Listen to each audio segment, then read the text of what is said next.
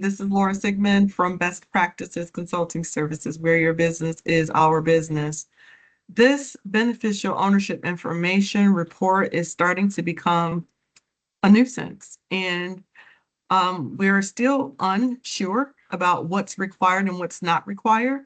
So what I'm going to do is go straight to the website and let's see if we can get some most current information, and hopefully they've updated everything. They do have an actual 5-minute demo video here. I'm gonna go and attempt to play the video. Let's look at it together collectively and then make a determination as to whether or not we think it calls for us doing something different. I need to first activate sound. Let me do that.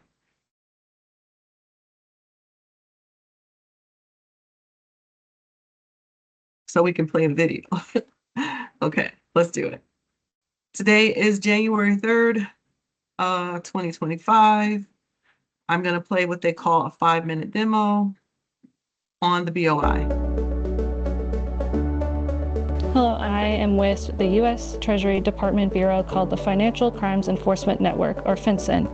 You may have heard about this new anti-money laundering law, the Corporate Transparency Act, that requires many companies doing business in the United States to report information to the U.S. government about the real people who own or control them. Today I'm going to show you how I would file a beneficial ownership information report. I'm going to start with the website fincen.gov/BOI. On the website, I can see some information that will help me determine if I need to file and what types of information I would need to provide.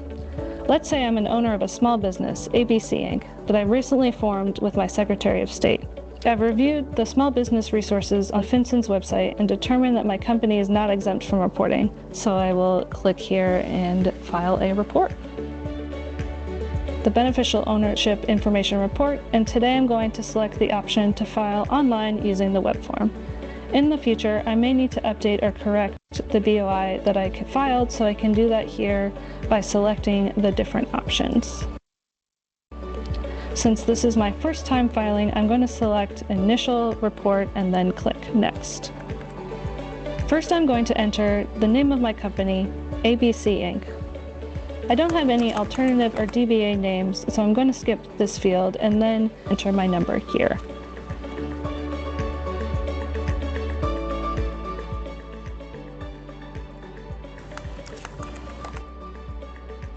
I formed this company here in the US, so I don't need to select anything here, but I will select the United States in field 10. I filed my paperwork in the state of Virginia, so I'll select Virginia and then enter the address, city, state, and zip. Next, I'll enter information about the company applicant.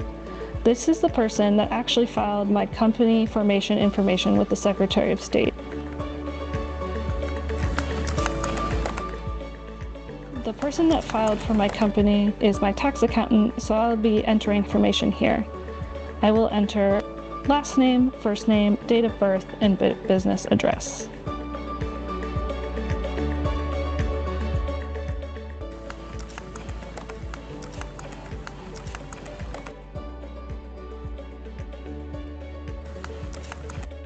This form also requires the identification type, number, and where the document was issued from and a picture of the ID.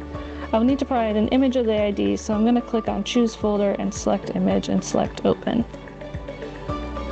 No other person was involved in the filing of the document that created my company, so I don't need to add any more company applicants. At most, 2 people may be reported as company applicants, and only companies that were created or registered in 2024 or later need to report company applicants. Finally, I'll move to the beneficial owner information part. Since I own this company, I'm going to enter my last name, first name, date of birth, and address.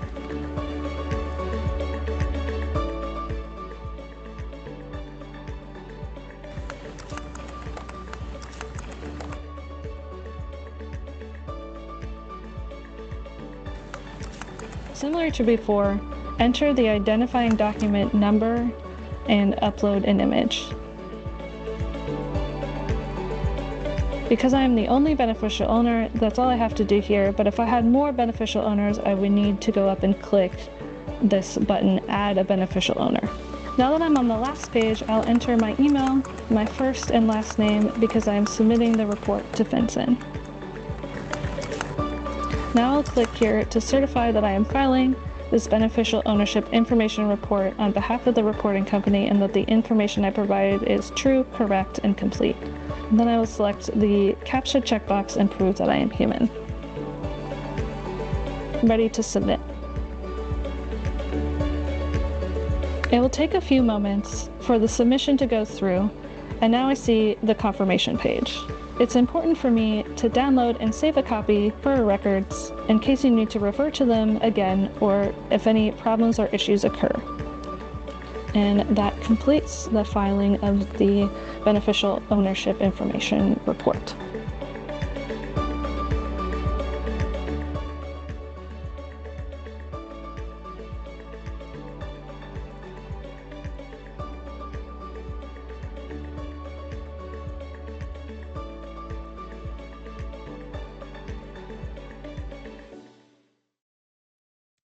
Perfect. So in less than 5 minutes, we've had a chance to actually review everything that pertained to the filing of the initial report for the BOI.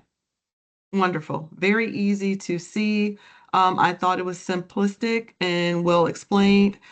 There may be those of you who still may feel a little less sure about what you were just witnessing. The great thing is it's recorded.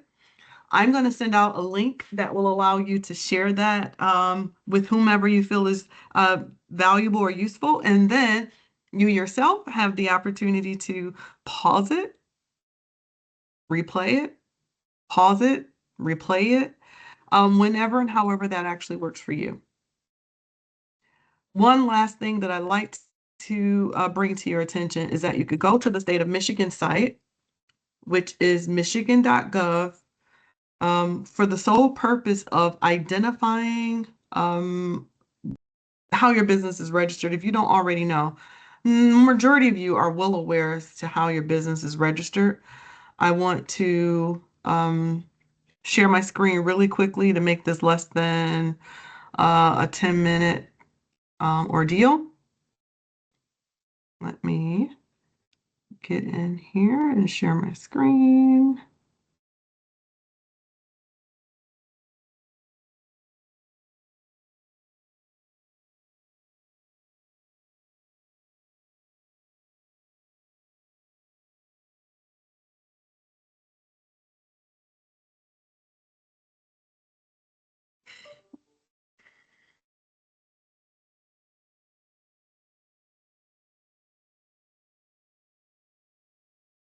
All right. I'm at the state of Michigan site. For those of you who are licensed businesses or registered businesses in the state of Michigan, the author of the video indicated your Secretary of State. When we have not, our department is the Licensing and Regulatory Affairs. So you come up here to where it says business, you see michigan.gov/SOM, state of Michigan /business. Come to the tab that says business. When you do that, you can scroll down, and I'm going to give you a hack, a real easy hack so that you're not bumping around looking for it. Go straight to the search name availability tab. When you click that tab, you're able to go in and type your business name specifically. And what will happen is it'll pull it up. You can check your standing, all the rest of it. If you're not sure, and I guess it's for someone who would not know where their business is registered, I see that is in there for best practices. Good job, Laura. You didn't forget to keep yourself active as a small business owner. I'm going to go to a new search, and I'm going to show you, if you're not sure, the BOI report is for anyone who is actively involved or has financial consideration, interest, or liability up 20% or more to file. So I'm going to type my name, Laura Sigmund, and see if I can identify any other business that would be necessary for me to also do a BOI report, because you have to do it for every individual entity that you are affiliated with. So best practices, yes. Black United Fund, no, I'm just a nonprofit board member. Carver Consulting, no, I'm just a resident agent. We closed that one. CBA, I'm just a board member. Courageous, I'm just a board member. Greater Romulus board member. Recreate Flint, former board member. T&M dissolved. Okay, so the only active business that I'm concerned about is best practices consulting services. And to that end, I now know exactly who and what I need to apply for. I need the EIN that is directly connected to this entity. That is the one thing that you'll need externally, as well as a copy of your driver's license, passport, or some other state issued or government issued identifier so that you can complete the BOI document. All right, so you've seen the video. You know where to go and what information to actually pull. Any event you need some additional support, we're here to help. Let us know. Thanks. Goodbye.